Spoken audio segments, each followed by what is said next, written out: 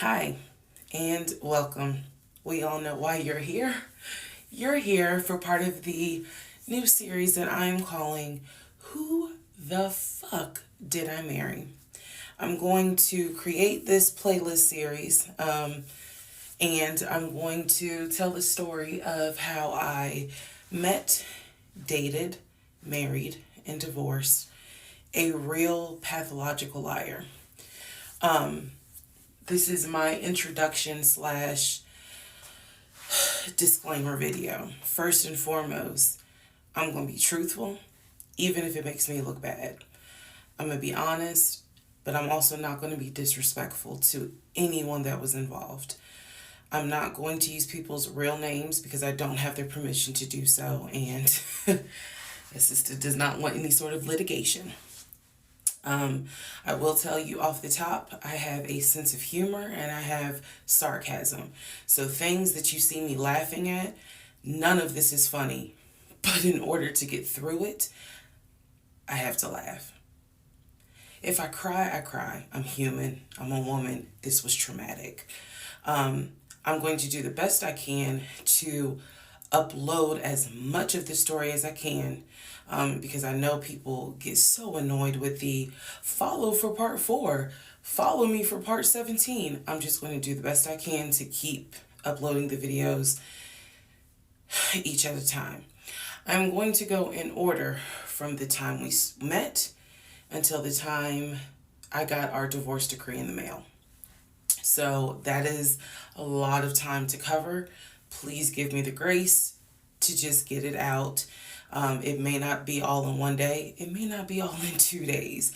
But what I can tell you is even if you don't necessarily see a video, I'm probably recording it and then I will upload it into the playlist titled, Who the Fuck Did I Marry?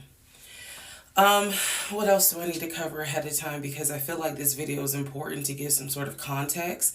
So that way when people jump into the series, they kind of can figure out, oh, let me start at the introduction video and then work my way through. A lot of the questions that you all have sent me will be answered when I start and tell the story in order. Everything I'm going to tell you can be verified. There are people in my life who can easily verify, yes, this did happen. Yes, he really did do that. Yes, he said that. Yes, she did go through that. I have no contact whatsoever with my ex-husband in any way, shape, or form. We do not communicate. We do not have mutual friends or anything where we communicate through those people. No contact. I cannot stress that enough because I feel like somebody's going to ask me, do you still talk to him? No. I ain't seen him. I ain't heard from him. I don't want to hear from him. And I will tell the entire story up until the last time I did hear from him and what happened. Yeah, this is my story. So, I am just a regular woman who thought she met the one, and I didn't. Most people have never came in contact with a pathological liar. We typically come in contact with like a compulsive liar. It is not the same. A pathological liar has no reason for why they lie. And the lies that they make up, there's no limit to the lie. I was once a psychology major in undergrad. I didn't graduate with a psychology degree, but I'm very comfortable saying that he was a pathological liar. He was a narcissist. And yes, there was some in my opinion, mental health issues going on. Pathological lying part, absolutely. So I want to preface all this by saying, you're going to probably think, what in the world? There's no way this happened. Everything you're going to hear me say actually did happen. I never thought I was going to be in some sort of Lifetime movie, but I was. So I will read the comments as best I can. like I said, I think if you allow me to tell the whole story, things will be answered. And sorry, I do talk with my hands. It's a coping mechanism. So if you're like, why does she keep moving her hands? Other than that, let's all take a deep breath, buckle in, because this was a fucking crazy ride. And if you think it's crazy, imagine how I feel as the person who lived it and had no idea what I was dealing with. I thought I knew, but I truly had no idea who the fuck I married. You like how I twisted that? Anyway. All right, y'all. This is the introduction, so welcome. Part 1 will be up shortly. Please excuse the hair, but here is part 1 of Who the Fuck Did I Marry? So I met my ex-husband around March 4th of 2020. We met on Facebook dating site, and we also matched on Hinge. I did not realize that he was on both under 2 different names. So one was his actual name, and the other one was a variation, like a nickname that he called himself. Different pictures. So it was a running joke between us. Oh, you ain't even recognize that you had matched with me on Hinge. No, I didn't. And also that should have been a red flag. By the way, you will notice in this story, I called it the United Nations of red flags. It is so many red flags that, I mean, you would have thought I was colorblind because I ignored all of them. So, anyway, back to the story. We met around March 4th. We exchanged phone numbers. He called me and we talked on the phone for the first time. In the first phone call, he told me that he had just moved to Georgia from California, from San Diego. His job had transferred him because he was being transferred in as the new regional manager for a major condiment company that is based here in Georgia. I'm not going to say the name. And so we also talked about his childhood. He told me he grew up in Philly. He's from Philly. Both of his parents were deceased. This is the first phone call. Both of his parents were deceased. His father was a Philadelphia police officer. His mom was a teacher. He also told me he briefly lived in Augusta with his family. He had 2 brothers and 2 sisters. He also had 2 half-brothers on his dad's side. First phone call. So I'm just giving you guys the backstory. This was the first phone call we had. So we talked about family. We talked about friends. We talked about our jobs. At the time, I was working at Georgia State Patrol. And he knew this, and he just thought that was like, wow, you know, so you work with troopers all day. Yes, I did. Also in that phone call, he explained to me that he used to play football. He explained that he used to play arena football. I know nothing about arena football. I know about NFL. I know about college. Go Dogs. But I don't know anything about arena football. So he explained to me that he used to play arena football. He used to work at Apple in the off season of arena football. And I remember thinking on that phone call, oh, okay, you know, like, good for you. I don't know anything about arena football. And I believe I did tell him that. I don't know anything about arena football. That'll come into play later on. So he told me, you know, I just moved here. My job is paying for my housing and they're helping me to look for a house. He was like, right now I'm in Gwinnett County, but I'm trying to look for a house. Ideally in Atlanta, like Brookhaven, Sandy Springs. He was like, I really would like to move out there. And so I thought, you know, that's great. You know, you're looking to get a house. You just moved here. He was like, I don't really know too many people here because I spend all my time at work and, you know, this job is really demanding. So that was our first phone call. We talked more. He talked a lot, which took me by surprise because I'm not really used to men talking more than me. he eventually asked me out on a date. Our first date was set for Saturday, March 7th, 2020. He asked me what was my favorite restaurant. I said Cheesecake Factory. And so we agreed to go out at the Cheesecake Factory in a location that was in between. I lived in Clayton County at the time. He lived in Gwinnett County. I realized that if you don't know anything about Metro Atlanta, that makes no sense. But basically, we lived about 45 minutes apart. So we agreed to meet at the Cheesecake Factory over at Perimeter Mall, which is in an area, Sandy Springs, Dunwoody area. I was excited. Like, I called my friends and was like, I got a date, you know, blah, blah, blah. We'll see how it goes. First conversation was good. Hopefully he looks like his pictures, because, you know, that's always an issue with online dating. Hopefully he looks like his pictures. So on my way to our date, I took 285, and literally right before I got to Boulder Crest, the exit for Boulder Crest, I heard a boom, and I lost control of my car.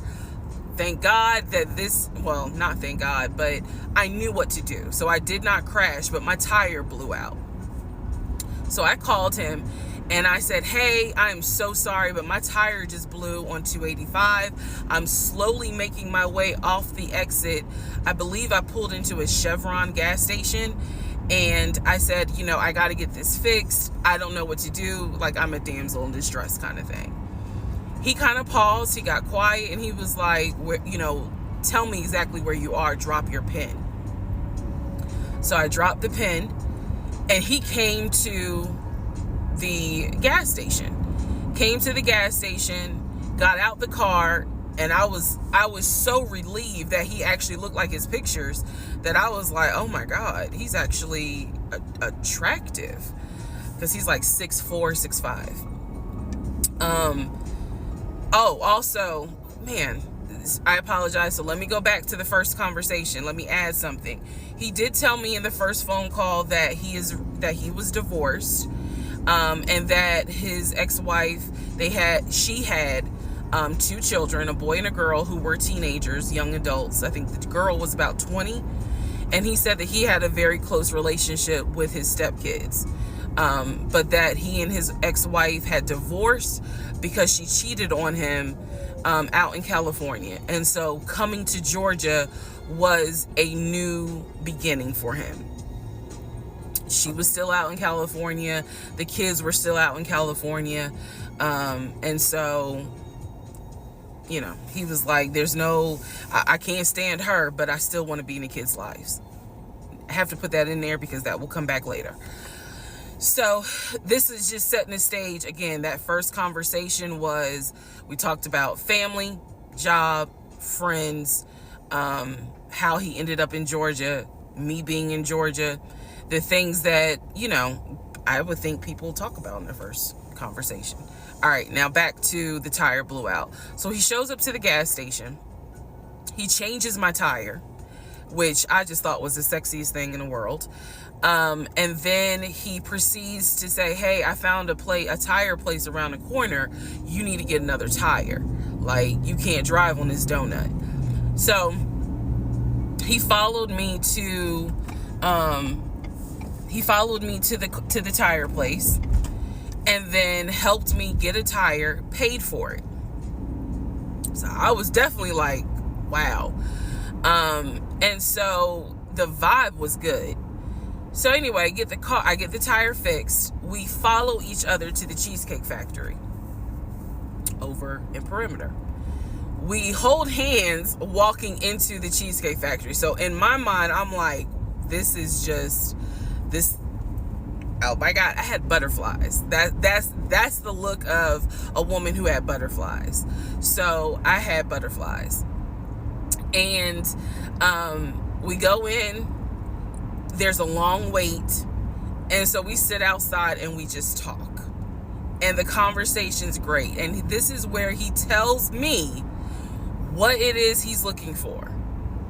He tells me, you know, I believe at the time he was 42. He was like, I want to get married and it be for real. He's like, my parents were married 40 plus years before my mom passed away. And I want that. I want marriage, family, a house. Like, that is what I want. He was like, I'm as a man, I'm ready to get married, but I want it to be for real, because the first time, it really hurt me when she cheated on me. So he's telling me everything that I wanted to hear. And so he was like, what is it that you want? And I said pretty much the same thing. I was like, I'm ready to get married. Definitely want to have a family. And I want to marry my best friend. So we both put on the table that we wanted marriage. And this is the end of part 1. All right. Who the fuck did I marry? Part 2. So we both put on the table what it is that we wanted. We both had established we were dating for marriage. We were not dating just to date. We were not trying to be friends with benefits and none of that. So the dinner at Cheesecake Factory went really well. We laughed, we joked, we talked about people, which is kind of up my alley, my sense of humor. It was a good vibe. So at the end of the date, at the end of dinner, we sat in his car and he played this song for me by John Legend. I don't know the name of the song. By the time this video posts, I will put the name at the bottom. I can't remember the song. I just remember that John Legend was talking about, I think I met my wife tonight. And I thought it was a sign. So I was like, oh my God. So anyway, we ended up sitting in the car talking just about life and experiences until about midnight. So during this conversation, he again is telling me how it was, what it was like living in California, how he went out there. He went to San Diego State. He played football for San Diego State. He talked about how, life, he loved it out there, so he stayed. That's when he joined the company. And then he explained that he also did arena football, but only did it for about 2 or 3 years. He claims that while he was doing arena football, the team that he was on won a championship. But again, keep in mind, I don't know anything about arena football. So I was like, okay, I didn't know that they had championships. And he was like, he got a little offended, like, yeah, they got championships. And, he was on that team. So he talked to me about how he worked at Apple. He worked something in the IT area of Apple, but within the store. Again, it was one of those, it's like when I tell people I used to work at Amazon. I really wasn't paying much attention to it. Why? So we talked about all that. We talked deeply into what happened with the ex-wife. It's because I asked. He was not volunteering all this information. So in other words, I get very uncomfortable when men start talking about their ex a lot. That's not what happened. I was asking questions because I was really trying to figure out, okay, are you ready for a relationship, or are you still missing her? So we talked about that. We talked about my exes. That was a mistake I made because I talked about how I dated at one point in time somebody I worked with. That will come back later. And he seemed real cool about it. He was like, that was before me and blah, blah, blah. So the conversation was good. Midnight comes and I go home. Yes, I went home. We ended up talking. Mind you, our first date was March 7th. And within about 2.5 weeks, Brian Kemp, our governor, shut Georgia down. We were going to be on lockdown. So during those 2.5 weeks, we talked every day. We went out again at Red Lobster. I remember Red Lobster. But everything was going great. The issue was, where are we going to quarantine? So the question was, are we going to quarantine at his place, which he had like a studio type of situation. Like, it clearly, where he was staying, I was like, it's like a studio apartment, But he kept telling me, like, this is temporary because I'm looking for a house. Like, he showed me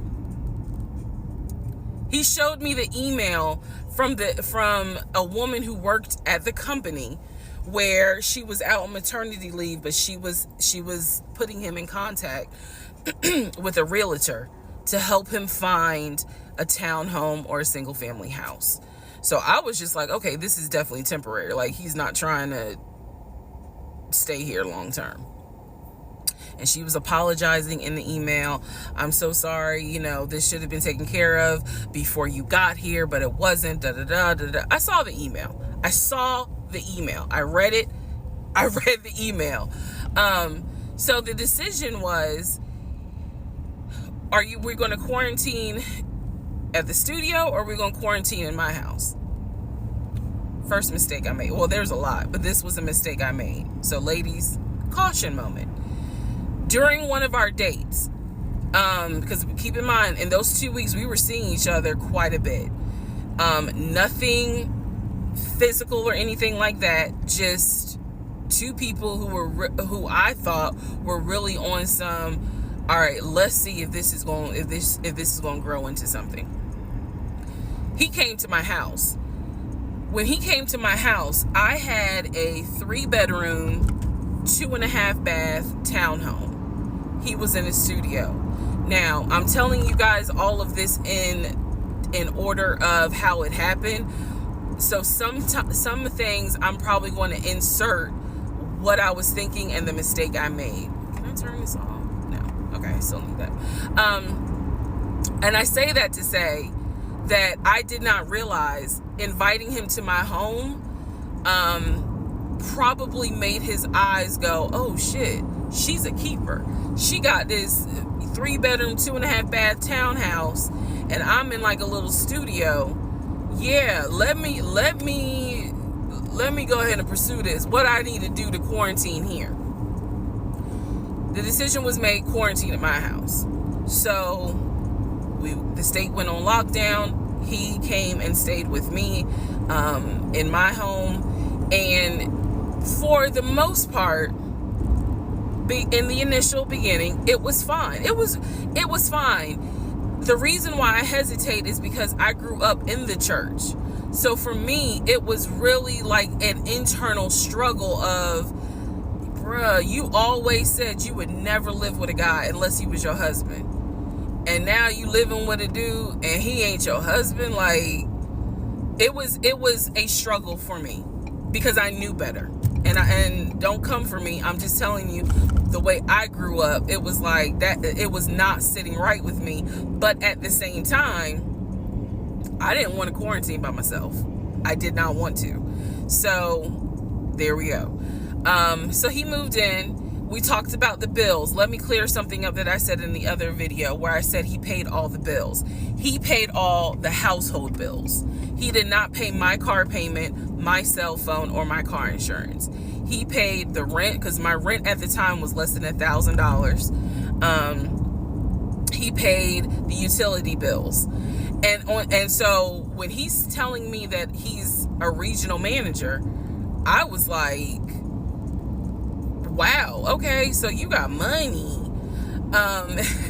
And so he paid all the household bills. So my check really was just taking care of me, myself, and I.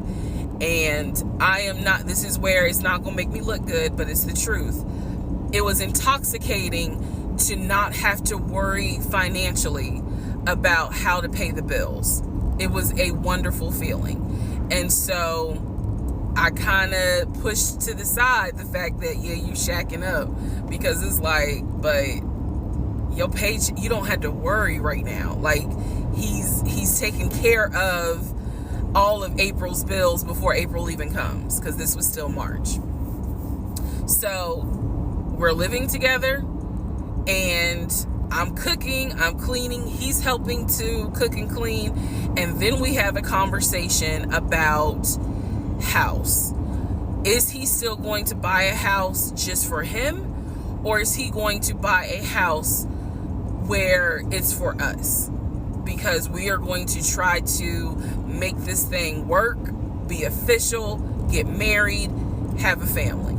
So the question now on the table is, what are we going to do? Because I didn't want to stay in Riverdale, Georgia. I did not want to raise a family there. I refused to have a baby in Clayton County. So the decision was made, let's start looking for a house for both of us. Remember, he was already looking for a house for him.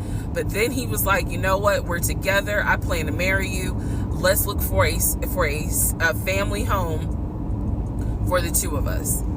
He was like, this is how much I was approved for. That's when he showed me the Chase paperwork. It was a letter stating that and it had the Chase emblem at the top. He showed me a letter stating that he was approved for $700. All right, part 3, who the fuck did I marry? So this is when he showed me a letter from Chase with the Chase logo at the top, stating that he had been approved for a mortgage for a $750,000 mortgage, or a $750,000 house. So he was like, we can't go over $750,000. And I remember asking him, can you afford the mortgage on a $750,000 house? Because I know I can't. This is when he explains to me, I told you how I played arena football. I invested my money really well. So he said, I have money that will help pay for the mortgage. He was like, we're good. Like, I'm financially, I am okay. He was like, that's why I'm able to get approved for $750,000 mortgage. So he told me that his money was in different savings accounts. He said he had an account with Chase Bank, he had an account with US Bank, and he had an offshore account. This is what he told me. The offshore account, I was like, why? And he explained something about, the US, the US imposes taxes on money when you have a certain amount in US banks. He was like, so everybody knows that it's smart to have some money in an offshore account. Y'all, look, I live paycheck to paycheck. I was like, okay, that's whatever. I said, so you have the money to pay for a home. I'm also holding in my hand a letter from Chase saying that he was approved for $750,000. So I went off of what I saw. So we contacted a realtor. I won't say his name, but man, if he ever sees this TikTok, I owe this man such an apology. But we contacted a realtor who was based in Cobb County, because I was very adamant I wanted to move back to Marietta, Smyrna area in Cobb County, Georgia. He was fine with that. His whole attitude was, you're going to be my wife, happy life. So we met a realtor.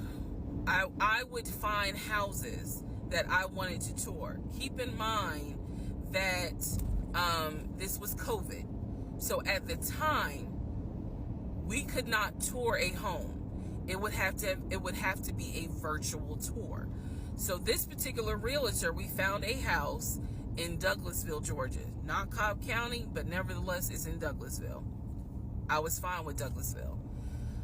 So we found a house in Douglasville, Georgia. The realtor did a FaceTime tour of the house. The house was really a nice home. 5 bedrooms, 4 baths. So we did a FaceTime tour of the home, and the home was listed, I believe, roughly 400 and something thousand. I really liked the house. I could see myself living there. I could see us living there. Could see us with the kid there. This is now April, just for timeline purposes. This is April. So he really liked the house. He was like, you know what, we'll put an offer in on the house. He was like, if you like it, because again, it was COVID, we weren't going to be able to see the house in person because the family still lived there. So he said, I'll put an offer in. We'll see if it's accepted. I said, okay. So he puts an offer in. He's telling me he put an offer in. I need to clarify some things he told me and the things that I actually saw. So for this house in Douglasville, he told me he was putting an offer in.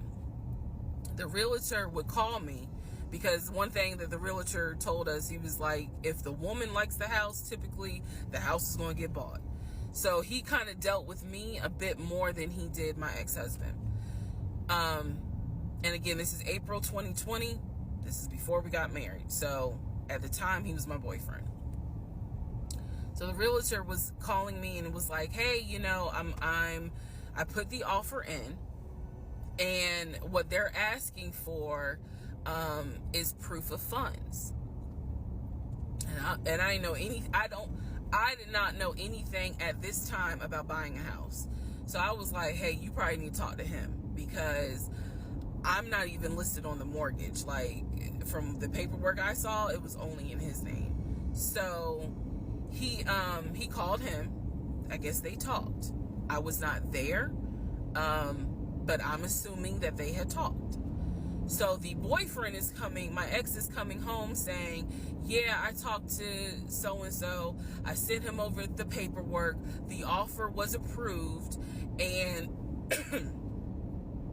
they are going to try to do a virtual closing. First, we got to do an inspection.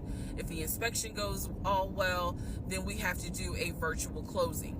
He also told me that he put down earnest money on the home. He put down, I believe, $5,000. He said, I just transferred the money over to the realtor's account or whatever, so that it could be earnest money for the house. So I'm just like, okay, great. He was like, so realistically, this is April. We should be able to get in that house by June. Okay, no problem. So this is what he told me. About 3 or 4 days later, I get a phone call from the realtor, and the realtor is like, hey, I'm just checking to see what you guys want to do about that house. So I was confused. I'm at work, and I said, oh, I was told that he put an offer in. And the realtor was like, he did? I didn't know that he put an offer in. And I said, well, why wouldn't you know? Like, he told me he put the offer in, and he had paid earnest money, $5,000 earnest money. And so the realtor was like, well, let me call him and find out what's going on with that, because I didn't know anything about it. So red flag, of course.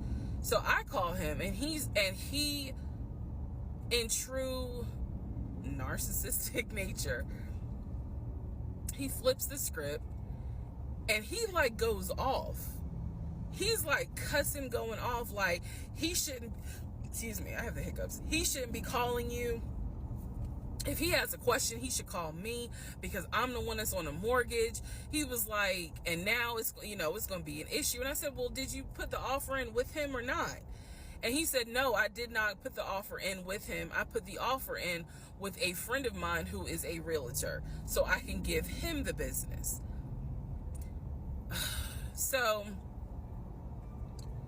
I did not hear from that realtor again. So I was just like, is the house under contract or is it not? He was like, yes, the house is under contract. This is how crazy things work out. About 3 days later, on realtor.com, I'm looking at the house because I was trying to figure out in my mind how I'm gonna decorate. It shows the house is under contract. So, showed my boyfriend. My boyfriend's like, I told you it was under contract. He was like, I did you not believe me? And I ain't had the heart to say, hell no, I didn't believe you. Like, it seemed too good to be true.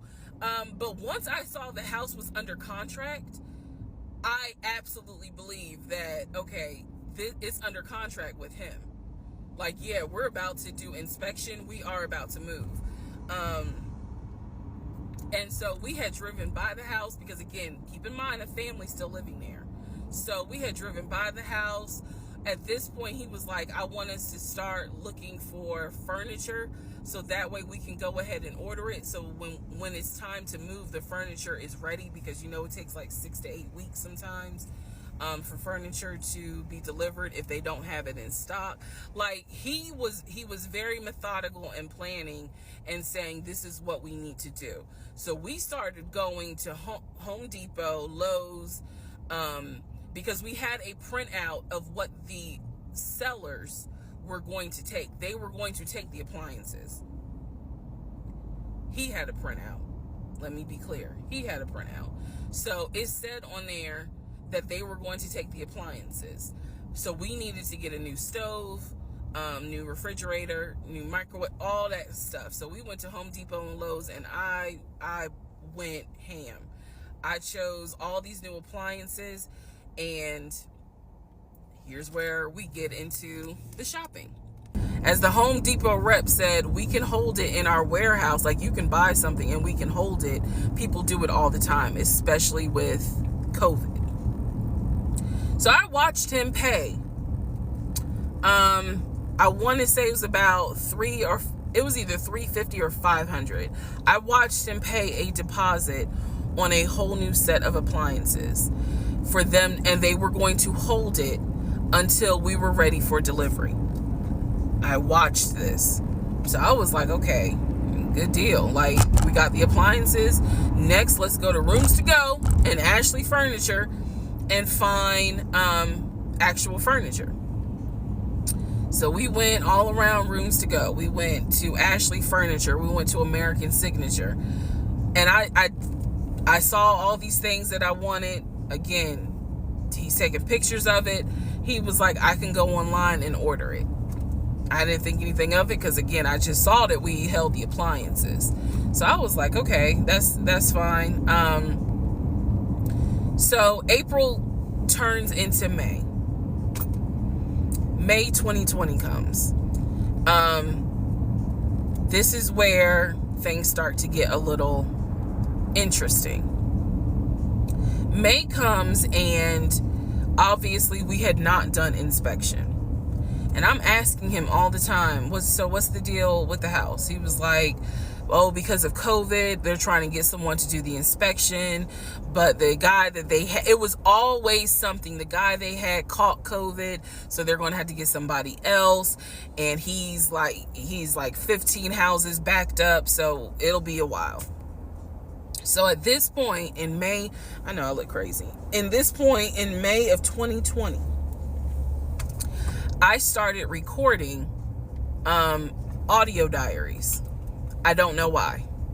It was something just made me just start recording my thoughts in an audio diary, and I still have them. And I would save them by the date, and I would just start talking about what's on my mind. So I was like, I knew there was something was nagging me, like, but I kept pushing it out of my mind. I was like, you saw, this is what I reminded myself. You saw him pay for the appliances. You know the house is under contract. You know that he told you that he's the one who put the house under contract. Why would, like, I remember saying to myself, why would he lie about that? This is so easy to verify. Why would he lie about that? Have you caught him in any other lie? And at the time, the answer was no. So I really was like, maybe you just aren't used to a guy who actually does what he's supposed to do. Like, I was questioning myself and then answering my own questions. So inspection didn't happen. Around mid-May, I found out I was pregnant. May 2020. When I found out I was pregnant, he was ecstatic, and I was like, oh shit. The reason why I was oh shit is because, number one, I'm plus size. Number two, because of my age, I felt like it was probably going to be a high-risk pregnancy. And I wasn't married. And that nagged. I cannot tell y'all how much it nagged me. There was a lot of internal struggle in between. My family didn't even know that he had moved in at this point. I told them, you know, that I was pregnant, went to the doctor, everything looked good. But again, because it was COVID, he couldn't go in with me into the actual room. So, you know, doing any sort of ultrasound, doing the blood test, because my HCG levels were really high. So the doctor was like, hey, it might be twins. We don't know yet. You're still kind of early, you know, along. They gave me a due date. The due date was January 26th of 2021. So yeah, May, found out I was pregnant. So there was now more of a push into, we got to get a house. We got to get the fuck up out of here. I'm not having a baby in Riverdale. Okay, nothing against Riverdale, but I ain't having a baby in Riverdale. So we need to find out what's going on with this house. And so he was on top of it. He had an answer for everything. He was like, you know, I'm gonna call and find out what's going on, blah, blah, blah. He then magically told me about a week later, oh, they're going to do inspection on the house like in 2 days. So I was just like, okay, keep in mind, I'm taking his word for it. I'm taking his word for all this. So he's like, they're going to do an inspection. Once we get the inspection report back, then we will know what we are going to be responsible for. What are we getting ourselves into? So, I guess they did an inspection. He showed me an inspection report. Only thing that they said that the roof had just recently been replaced, which I remember he was very happy about. And the issues that there were for the house were minor. It was not a bad, because we did have a discussion about it. He was like, it's nothing that we can't handle. Then he said that we were set to close the end of May. We were set to close the end of May. He told me it was going to be a virtual closing. You're probably like, what the hell is a virtual closing? Because again, he's saying because of COVID, people are not closing in the office. They're doing a virtual closing where you would need to electronically sign the paperwork. This is what he's telling me. And so he was like, we're set to close like just before Memorial Day. And so for some reason, again, there's still that nagging part. For some reason, I didn't start packing. Anyone that knows me will tell you I hate moving. I've done it enough in my life. I hate moving. But I did not start packing up that house at all. I was just like, you know, I'm pregnant. My body was changing so fast that it was like I can barely keep my eyes open half the day. And so, no, I didn't start packing. And I remember I did record, again, I was recording audio diaries just about every day. When something didn't sit right, I would verbally record it in the audio diary because I was like, I don't know what it is, but there's something. That was the theme of our relationship. I don't know what it is, but I know there's something. And so I remember talking to myself in my little prayer closet, because that's where I would do my recordings. And I remember thinking, what if we don't get this house? Like, what if he's lying? But again, there goes that thought process of, why would he lie about this? Like, who makes up that they're buying a house when in fact they're not? And then he's showing you all this paperwork. Like, come on, you can't be that jaded that you don't even believe what's in front of you. All right? So now we're going to go into part 5. Okay, part 5. Who the fuck did I marry? So I'm questioning all this stuff in my head out loud on my audio diaries. And then once again, I'm like, but look at what he's giving you. Like, he's paying, it wasn't a question about money. It was just a question of, are we really about to move into this house? And keep in mind, he's paying all the household bills. He still is. So we were supposed to close before Memorial Day. We didn't. There was an excuse. There was always an excuse with him. Always an excuse. And I didn't know enough about the process to question stuff because I really wasn't involved the way I should have been. And it was giving me a lot of anxiety. So I'm pregnant with a lot of anxiety. And if I'm gonna be 100% honest with y'all, I was not expecting that I was probably going to have a healthy pregnancy because I was stressed. And what I was stressed about is I didn't know what was going on because I wasn't really involved the way that a normal relationship would be involved. Just being honest. So we did not close. We move now into June. This is now going into June. Around June 5th, I looked at the house again on Realtor.com. I don't know what made me do it other than, and I don't mean to sound super spiritual. I know that people are like, you know, you may or may not believe in God, but I'm telling you, I believe with all my heart. Probably the Holy Spirit was like, look at that house on Realtor.com. So I looked at the house on Realtor.com. This was around June 5th. It showed that the house was off the market.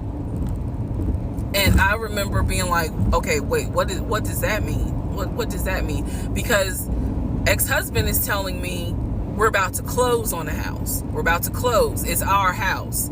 We got furniture, da-da-da, da-da-da, da-da-da. He's also telling me that he's been in contact with the realtor, his friend, who was telling him, you know, this is what was happening next. Here's what's going on. So the guy that we initially worked with apparently is completely out of the picture. But again, I was not heavily involved. So I'm just like, let me look at the house. I see it's off market. What the fuck does off market mean? Like, now I'm really freaking out. So it shows the name of the real estate agent for the seller.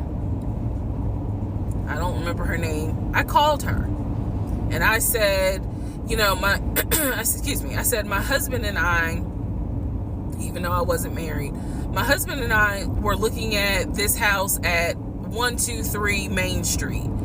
And we really wanted to tour it, but now I'm showing it's off market. Is it not available? Or, you know, I pulled that card and she was like, oh, no, ma'am. The home closed yesterday. It closed June 4th. Again, there are certain dates I just remember. And I said, oh, it closed June 4th? I was like, really? And she said, yes, ma'am. She was like, my sellers sold the house. And I was like, oh, man, okay.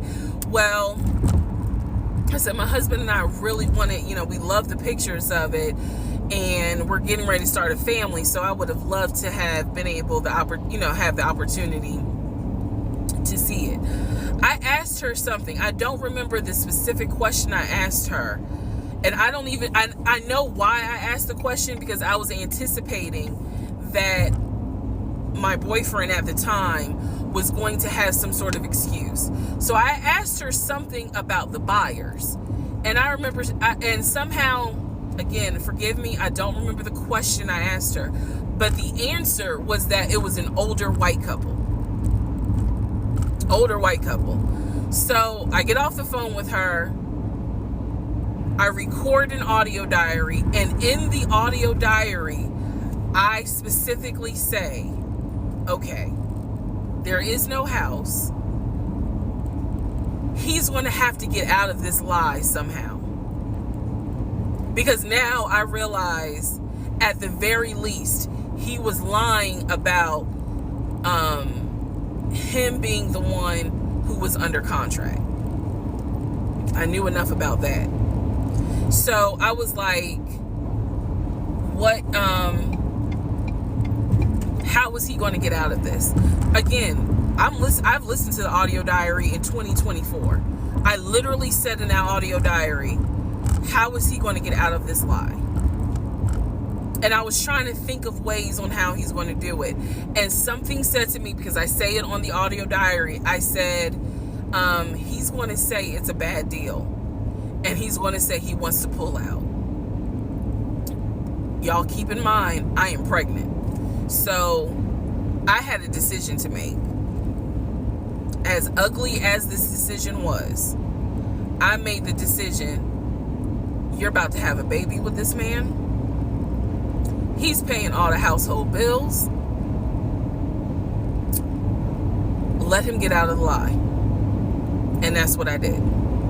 I purposely made the decision that I knew he was going to come back, and I knew he was going to give me some bullshit on why he couldn't buy the house, because he didn't know that I knew that house is already sold. The house is already sold. And this is the part where I said, I'm gonna be honest, even though it's gonna make me look bad, because most women in their right mind would have been like, I'm out. And I didn't. So sure enough, he came home. He didn't really say anything that day. The next day I asked him about the house, and he said, my friend, the realtor, he was like, I'm talking to him because something's going on with the interest rate. And when he said that, I felt so much relief, because I knew that I had been prepared for, he's going to give you some bullshit. So when he said there's something with the interest rate, I said, you know what? If this is literally what I said, y'all. If the interest rate isn't good, then we shouldn't move there. We should probably let this house go. We should cancel whatever furniture we ordered, or, you know, appliances, and let's just look for another house. I said, I would like to be moved before the end of the year. I said, I really don't want to be 9 months pregnant moving into a house. I would like to be done with this before then. And the way I said it was so calm, and he was like, okay. He was like, I'm gonna call the friend, the realtor, and tell him I'm backing out of the house, and I'm gonna see if I can get my earnest money back. And I remember looking at him. I was standing in the kitchen, and I cocked my head to the side, and I said, okay, get your earnest money back, and let's find another house. And so that's how that first house fell through. So fast forward, I keep looking at this to see how much time I have, because you know they only give you 10 minutes. So this is part 5, part 6 is coming up. But subsequently, what ends up happening the next week, which is mid-June, I was at work, and I started cramping, started bleeding. And at this point, my doctor, I had just had an ultrasound earlier that day. So I went to work, because the ultrasound was fine. I went to work, and the cramping and the bleeding started, and I started crying because I kind of knew what was going on. And my doctor had called me and told me that when they did the ultrasound, they did not see a heartbeat. So she was like, this pregnancy is not going to be viable. So I'm crying, hysterical, and now we're going to get into part 6.